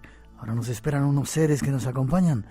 Los llaman Los Ángeles y tras esa introducción llegan al programa.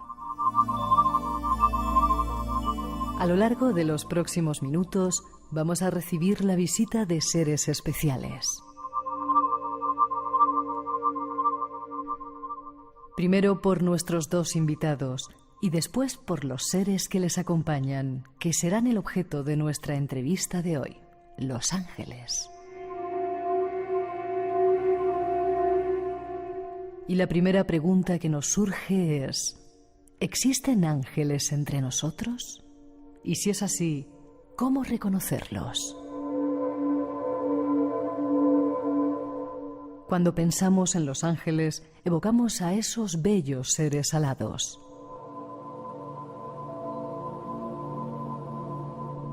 Pero este no siempre es el caso. Existen ángeles que caminan entre nosotros aquí en la tierra, que son personas con cuerpos mortales. Estas maravillosas personas parecen ser enviadas del cielo y son exactamente lo que requerimos en el momento en que las necesitamos. Si sigues con nosotros, os daremos algunas claves más para reconocer el mundo angélico que nos rodea.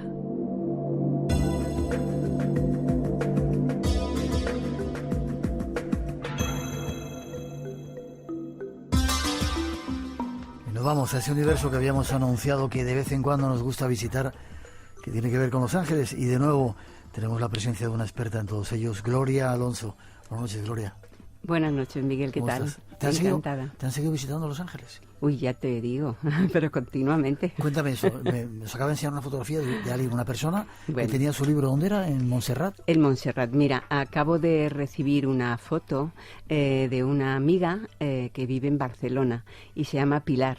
Estará encantada de escucharlo porque ella oye tu programa siempre. Me ha mandado una foto que en Montserrat de esta misma tarde y llevaba mi libro en una mano, en la mano izquierda. Y estaba tocando por un lado a la Virgen y por otro lado con el libro en un lado. Y justo un haz de luz de una vidriera le daba justo en el... ¿De una vidriera? ¿Era? Sí, de una vidriera. Parece muy bajito, ¿no? Pues de una ventana, de una ventanita, no lo sé, pero el caso es que tú has visto... Se ve clarísimo ese el haz de rayo luz. Y bueno, pues es muy bonito de comentar, ¿no? Y sobre todo porque me ha hecho ilusión porque veníamos de camino aquí para hablar de ángeles. Curioso. Déjame que salude también a un compañero, Marcos Carrasco. ¿Cómo estás, Marcos? Cada día dibujas mejor, pintas o yo no sé, ¿qué haces? Artista. Pues nada, intento inspirarme, pero cuando no sale, no sale, ¿eh? O sea, no te creas que esto lo Pero que veis es... ¿A ti te sale? Sí, bueno, quizás es que a lo mejor ese contacto, esa inspiración está ahí funcionando de alguna forma, pero bueno. ¿Me dejas que empiece, Gloria, con él? ¿Por qué tú, bueno, eres compañero, estás en la escóbula de la brújula, artista? ¿Tu próxima exposición, cuándo vas a exponer? Sí, bueno, en el Reino de Valencia, en Castellón, en una ciudad muy, muy bonita, y en una galería que se llama Aitana, que es mi galería de siempre, y bueno, en fin, ahí siempre llevo un tema monográfico, pues muy relacionado con todos estos temas, y siempre por series, por colores, por sensaciones. Estuviste en el programa hablando otra vez, habías hecho algo sobre extraterrestres, ¿era?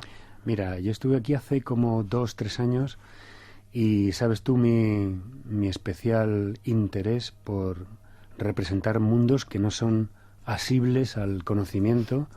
Entonces pues he representado todo tipo mediante lo que es el testimonio de los testigos, como por ejemplo te pueden contar la aparición de un espectro, de un monje, de un fenómeno como tipo las bolas de fuego luminosas, como un ser de quinta dimensión, como hablamos con el contactado Jesús Jofre, sí, señor. Que veía Sarim, que era un ser absolutamente maravilloso, que tardamos como un mes en muchas sesiones de hacerlo, y al final conseguimos plasmarlo tal y como lo veía él, que era una maravilla en cuanto a lo que es esa belleza, esa sensibilidad, esa magia que describía, que es un ser inmaterial. Parece un ángel. Dime una cosa, ¿por qué tú te has metido en estos temas? ¿Te pasó algo? Siempre lo pregunto a los invitados. Luego voy contigo, Gloria, ¿vale? Sí, porque siempre he tenido la sensación de que había algo. A mí me gustaría tener experiencias como Gloria. Quizá el hecho de dibujarlas, intentar plasmarlas cuando las oigo de los testigos y las oigo de los implicados, hago como un efecto llamada, ¿no? Y ya he tenido alguna, pero bueno, ahora sí, cuando ya entremos en lo que es la descripción que hace ella, es verdad que tú cuando pones en una exposición este tipo de temas, pasan cosas, es decir, cuando tú pones ángeles, seres luminosos, seres alados, seres inmateriales, la gente se siente atraído inmediatamente, es decir, es algo que llevamos dentro y conecta enseguida con esto, y entonces a mí eso me fascina. ¿Y a nivel personal has tenido algo con los ángeles? Conscientemente, porque todos tenemos, bueno, lo contará Gloria, supongo. A ver, la palabra ángel da lugar a muchas equivocaciones. Sí. Enseguida nos viene la iconografía, el icono del angelito con túnica alitas, ¿no? Y con alitas. Entonces yo sé, y he hablado muchas veces con Gloria, que hay un tipo de seres que son energía pura, que tú los sientes, que tú, es decir, bueno, yo en alguna ocasión pues me he iniciado en el tema de los viajes antes llamados astrales, ahora son experiencias fuera del cuerpo, y te puedo asegurar que a base de mucha experimentación hay ahí entidades, hay ahí presencias y hay ahí comunicaciones, ¿eh? Y esto ya estoy en una altura de mi existencia que es que no me da vergüenza decirlo. Sí, señor. Tú eres un poco el que has hecho las ilustraciones de este libro que ha escrito Gloria, Respuestas Angélicas, ¿no? Sí, señor. ¿Cuántas hay? Nos ha regalado al equipo algunas de ellas preciosas. Hay pinturas, hay ilustraciones, hay de todo tipo, ¿no? Entonces se han ido casando un poco pues con la idea y la experiencia de Gloria, siempre, como en una película, en una programación de una película, hay un texto y una imagen. Es decir, van de la mano. Es decir, leerte un texto grande, por ejemplo, la Divina Comedia de Dante Alighieri, como hacía o la ilustró Gustavo Doré, con esos magníficos ángeles. Es decir, yo si hubiera leído esa Divina Comedia como la escribió, y no veo los ángeles que plasmó Gustavo Doré, que para mí era un artista especialmente dotado. Es decir, ahí bebió de esa inspiración que de algún lado le tuvo que venir, ¿no? Entonces, ese tipo de combinación entre lo que es el texto y la imagen da lugar a una especie de comunión que comunica esa especie de mensaje al lector y la hace única. Y antes de dejarte, nos vamos con Gloria. Cuando estás dibujando, ¿no sientes que hay una conexión con ellos? Hay conexión, Hay conexión con estas entidades, puesto que la inspiración, yo tengo la teoría que se basa precisamente en eso, en bajar en esos procelosos territorios entre la vigilia y el sueño, y ahí ocurren muchas cosas, y ahí han ocurrido desde fórmulas matemáticas de Einstein en la ciencia, inspiraciones musicales en Mozart, y ahora mismo la ciencia y la mística se dan la mano en esto y ocurren en esa especie de comunicaciones, de sensaciones de energía que se perciben. Es decir, yo cuando he tenido, a lo mejor me he trabado en la solución de algún cuadro, he hecho una especie de introspección, y lo que decían las abuelas, ¿no? El consultarlo con la almohada, ahí está esa vía donde tú recibes esa especie de soluciones, y estoy convencido de que, en fin, hay entidades que te comunican cosas, como las han comunicado en cataclismos, por ejemplo, y te han llevado a la solución, por ejemplo, en el derrumbe de las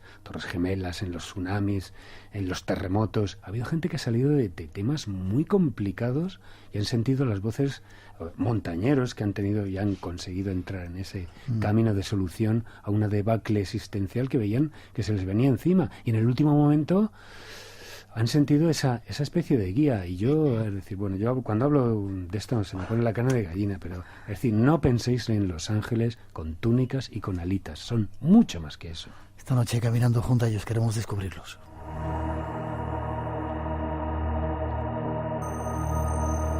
Espacio en Blanco, tu cita con lo desconocido, en Radio Nacional, con Miguel Blanco. Y esta noche buscando respuestas angélicas con nuestra invitada Gloria Alonso. ¿Cómo son los ángeles? Te lo he preguntado otra vez, pero vamos a volver a definirlos. ¿No tienen alitas? ¿Cómo son? Por supuesto que no, al menos bajo el concepto que yo tengo de ellos y según se me ha explicado y según el sentido. Yo creo que Marcos, la definición que ha dado, pues estoy totalmente de acuerdo con él, porque es muy real. No se sabe exactamente la forma que tienen, porque son energías puras, pero sí que pueden tomarla. ¿Pueden adoptar una forma física? Sí, totalmente. Y bueno, pues son seres que viven en otras dimensiones. Él ha hablado de Gustave Doré y yo resulta que en algunos de mis talleres que doy sobre ángeles sí que he puesto diapositivas de ese pintor maravilloso.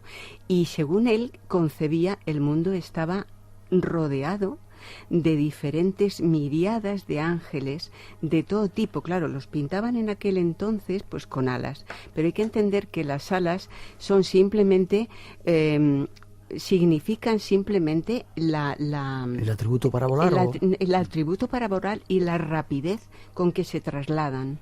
Están en un sitio, pueden estar en otro, pero realmente que no lo equivoquemos, eso es verdad, porque siempre nos lleva hacia una dirección, hacia una creencia, y no se trata de eso, se trata de mucho más. Bien. Se trata de entenderlos como seres que vienen a ayudarnos, seres que vienen a darnos un mensaje para el beneficio de los seres humanos, para el beneficio de la humanidad entera. Vamos a ir matizando, si te parece. ¿Dónde viven? ¿Tienen algún lugar o físico, no sé?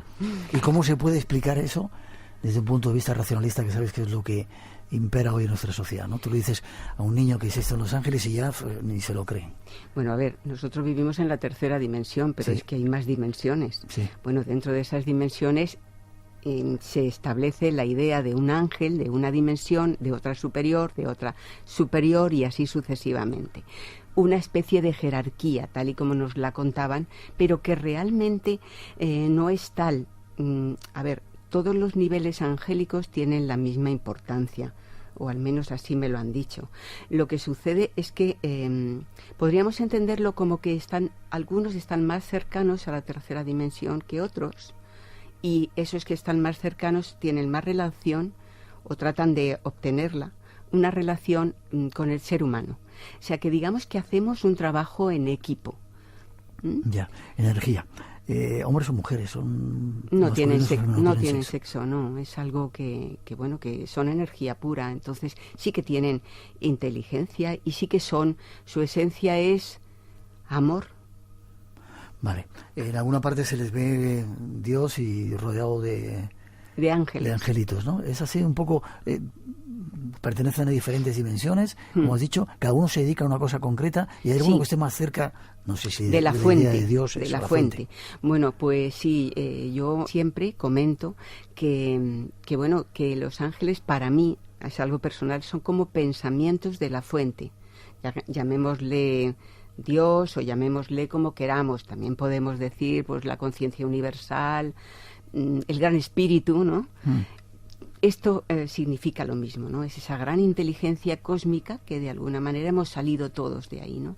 Y sus pensamientos se prolongan a través de estas energías y llegan al ser humano, ese ser humano que también es parte de esa fuente en muy pequeñita proporción, pero que en algún momento de la evolución tiene que despertar.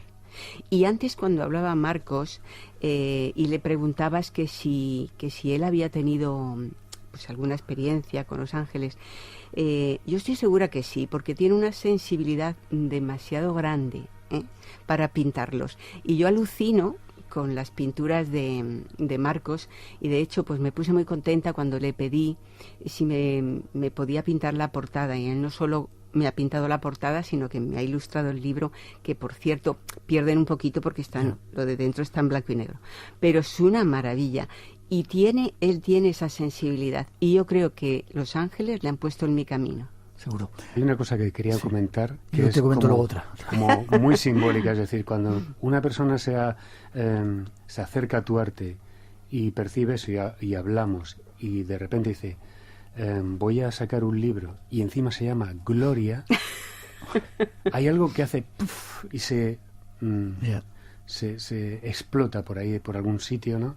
En confeti, ¿no?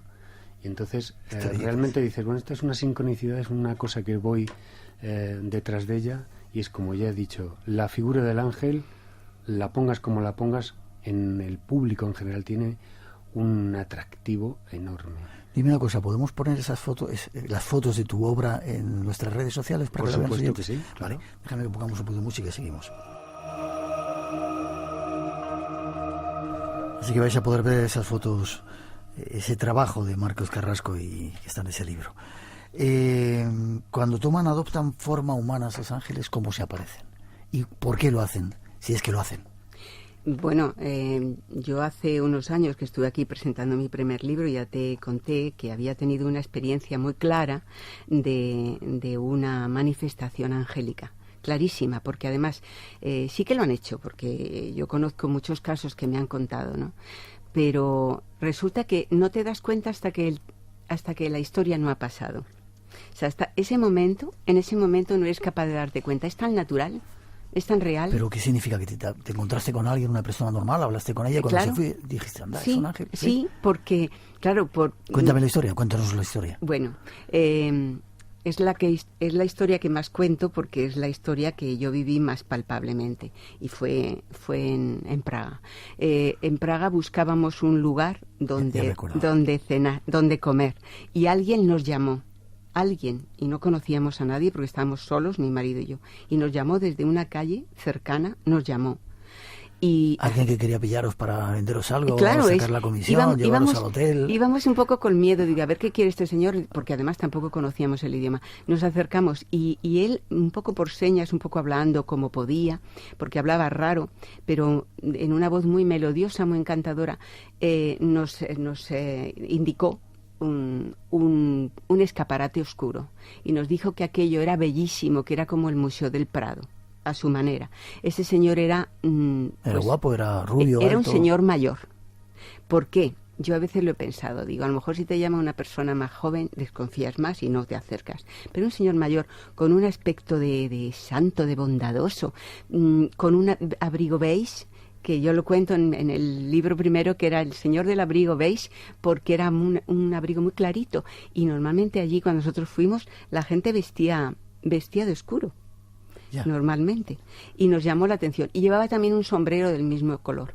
Bueno, pues él sonreía y realmente cuando nosotros decidimos entrar en ese lugar, porque vimos que era un restaurante, aunque los cristales no se veía bien, nos pusieron delante de nosotros, apareció, todo fue una sincronía, una sincronicidad tremenda, apareció un camarero, nos puso allí el atril.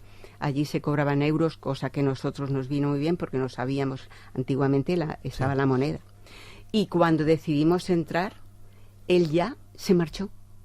Y cuando entramos, aquello se llamaba Los Siete Ángeles, restaurante Los Siete Ángeles, todo estaba lleno de ángeles, por todos sitios había ángeles, en las mesas, en las lámparas, en los cuadros. Aquello era una explosión de ángeles. Y claro, dijimos, esto no es casualidad, porque no es normal. Un ángel os llevó hasta ahí. Sí, y muchas veces pensamos, perdona que... Sí. Muchas veces pensamos que una manifestación angélica tiene que ser por algo, pues no sé, salvar la vida a alguien, que también, o para dar un mensaje trascendente.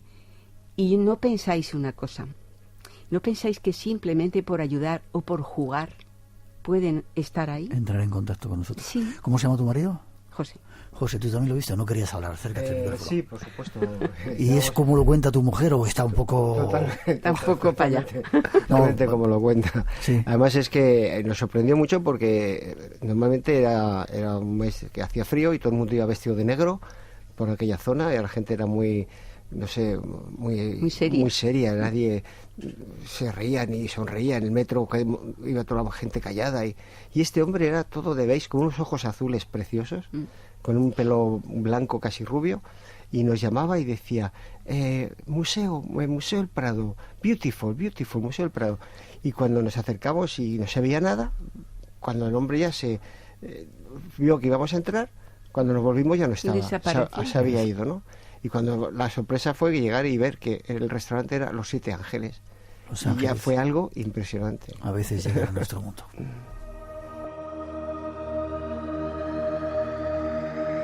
Como tenemos poco tiempo, gracias, José. Hay, como decías, diferentes jerarquías de ángeles. ¿Tienen labores asignadas a cada uno de ellos? ¿Nos cuidan, nos inspiran, nos alimentan, yo sé, espiritualmente? Sí, eso es pues un poco como nos pasa a los humanos. Cada uno tiene una especialidad, pero dentro de esa especialidad ellos consideran que el plan universal se puede hacer, lo puede hacer cualquiera, ¿no? Da igual, ellos dicen que no es lo importante el mensajero, sino el contenido del mensaje. Entonces, a mí nunca me han impuesto nada, ni me han dicho haz o deja de hacer, pero sugieren y te lo dejan a ti, a tu libre elección. Entonces dije, bien, ¿cómo lo hago? Porque esas respuestas necesitarán unas preguntas. Entonces lo que hice fue crear una especie de plan de trabajo y empecé a preguntar a propios y a extraños si tenían alguna pregunta trascendente, una pregunta que quisieran saber, una duda existencial, ¿no? A lo largo del tiempo, yo cada vez que hacía mis meditaciones diarias, yo ponía las preguntas cerca, por si surgía. A veces no surgía y a veces sí me decían la número tal, la número cual, y me daban la respuesta. Respuestas de las que yo he aprendido muchísimo, porque hay cosas que me han hecho pensar. ¿Y cómo sabes que son respuestas de los ángeles, sino que tú en tu infinita sabiduría interna conectas con tu inconsciente? Claro, eso es posible. Lo que pasa es que esto tiene... Tratando de ser un poquito crítico. No, y haces muy bien. Pero es que esto tiene una sintomatología biológica. Explícamelo. Bueno, yo cuando siento a mi ángel, lo siento acercarse, lo siento en la cabeza, lo siento cerca, lo siento en mi piel. Y cuando está cerca, entro en un estado como una especie de trance. Y en ese trance, en mi mente no hay ninguna otra idea ni ningún pensamiento. Es claro, es eso, estoy escuchando algo. Como una mediumnidad y eres capaz de conectar con ellos. Es una especie de mediumnidad, por decirlo de alguna manera. A mí no me gustan los nombres, ¿sabes? Yeah. Porque los mediums se asocian a espíritus desencarnados, pero que no tengo nada en contra, que me parece bien. Pero yo tuve en mi juventud, de hecho explico algo en el libro, porque hablo un poco de mis experiencias de juventud, cuando empezamos en el fenómeno OVNI, mi marido, mis amigos y yo y tal. O sea, explico un poco todo, para definir que la vida está en muchos niveles, que existe vida en muchos niveles, y que quizá nosotros, en nuestra ignorancia, lo que hacemos es que le ponemos un nombre y lo que está fuera de ese orden no vale. Pues no, hay muchísima vida y no sabemos cómo se llama. ¿Tú, Marcos, querías decir algo? Es que me trae a la memoria esto que hemos comentado antes de la confluencia de la mística con la ciencia, puesto que hemos hablado antes de estos distintos niveles de energía dimensionales que precisamente coinciden tanto en la física cuántica como en lo de los universos paralelos, multiversos. Es decir, esta realidad que vemos aquí tiene muchísimos niveles por encima y hay entidades en esta misma estancia, y esto tú has traído aquí gente que los ha visto, que ha hablado de ellos. Pero fijaos en un detalle.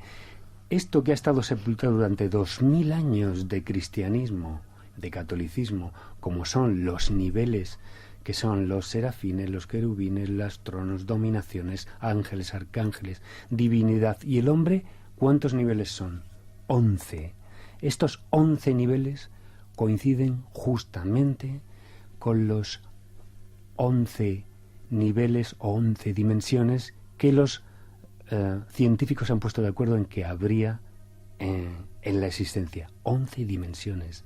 Es decir, alguien tuvo en el siglo III la idea o la inspiración de establecer esas jerarquías que hoy los científicos dicen que son 11. Es decir, actualmente todas estas comunicaciones que tienen unos niveles con otro, funcionan como la divinidad, esa parte que decía antes Gloria, es una piedra que lanzas en un estanque y empieza a haber ondas, y cada vez se expande más, y el último nivel es el último nivel material que somos nosotros, pero todos somos uno.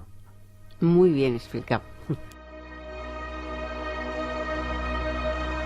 Sabéis que el tiempo en la radio vuela. Nombres, he dicho que se llama Miguel, se llaman como nos han contado, Gabriel, Emanuel es otro de ellos. Bueno, a ver. Y cuando llegan te dicen, yo soy Miguel. O tú cómo sabes cómo se llama. Perdóname que trate, de simplificar un poco el tema. Haces muy bien. Verás, según a mí se me ha dicho, ellos no tienen esos nombres. Tienen unos nombres que son una especie de música, de vibración. Pero asocian su nombre, mejor buscan un nombre que asocie el ser humano. Que resuene con esa vibración, ¿sabes? Entonces, bueno, se les ha conocido a lo largo de la historia con esos nombres. Pero realmente es una energía, y como es una energía vibra, y como vibra emite un sonido, una melodía que nosotros no podemos escuchar. Entonces, bueno, a ellos les da un poco igual el nombre que utilices. De hecho, para los talleres de ángeles a veces se dice, bueno, si tú no recibes ningún nombre, no pasa nada, llámale Ángel, mi ángel, y ya está. Ya. Vale, experiencias que has vivido tú y luego me cuentas algunas que hayan vivido las personas que te rodean. Bueno, yo... aparte de esa de Praga. Sí. ¿Hay alguna otra? Sí, bueno... hace poquito, cuando estaba escribiendo el libro, recuerdo que muchas veces, pues vosotros sabéis, los que escribís, que resulta difícil expresar una idea, y sobre todo ideas y sentimientos, ¿no?, en palabras, y que te entiendan. Se queda corto, porque es algo que se experimenta muy dentro. Entonces yo estaba así un día, me acuerdo que estaba pensando... Y me gusta mucho jugar y a ellos también, ¿no? Y yo les pedía algún juego, algún que otro detalle, ¿no? Y me acuerdo que estaba en la cama despierta. Cuando me levanté, me fui a abrir la ventana, y cuando abrí la ventana, el pino que tengo al lado estaba lleno de plumas blancas. Una paloma o un pajarito que pero claro, es de paloma, evidentemente, pero es que eran todas parecidas, chiquitísimas y blanquísimas, y el pino estaba lleno, y nunca jamás lo he visto así, ni lo he vuelto a ver.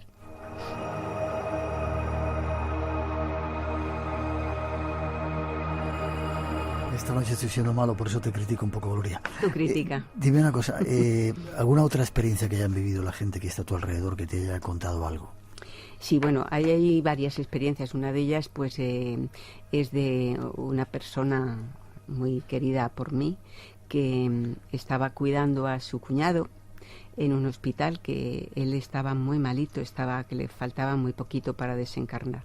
Entonces, él de pronto le llamó a José. José se estaba quedando, José es la persona que lo explica. Contaba la experiencia. Se estaba quedando con él por la noche y le llamó: José, mira que ahí hay un niño que me está mirando a los pies de mi cama, dile que se vaya.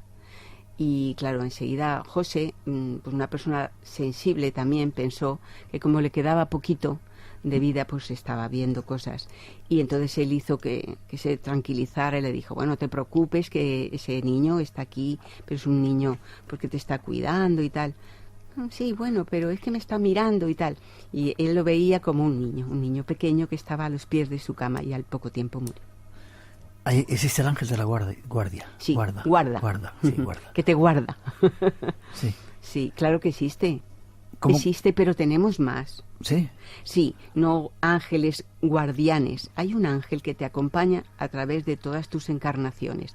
Digamos que es el ángel que se le asigna a tu alma cuando tu alma empieza la rueda de encarnaciones, siempre bajo el concepto de la encarnación, como método para aprender, como método para perfeccionarnos, ¿no?